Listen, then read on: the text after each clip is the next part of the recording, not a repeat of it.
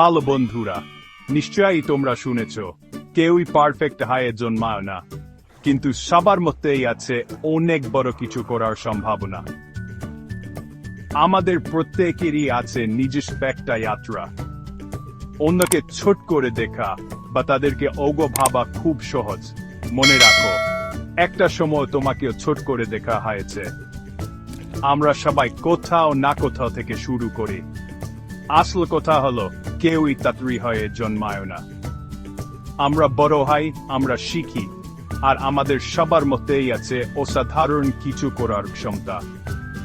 তুমি তাদের সাথেই দেখা করো, তারা সবাই তাদের নিজের মতো করে সাফল্যের পথে এগিয়ে আসছে। তাই পরের বার যখন তুমি কাউকে বিচার করতে যাবে, একটু থেমে ভাবো। সমালোচনা করার বদলে উৎসাহ দাও, এড়িয়ে যাওয়ার বদলে অনুপ্রাণিত করো। কারণ আমরা যখন অন্যদেরকে উপরে তুলে নিয়ে যাই, তখন আমরাও উন্নতি করি। মনে রাখবে, মহান হওয়া কারো জন্মগত অধিকার না।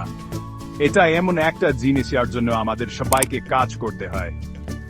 কখনোই কাউকে ছোট করে দেখো না, নিজেকেও না। চেষ্টা করতে থাকো, বিশ্বাস রাখো, আর কখনোই শেখা বন্ধ করো না।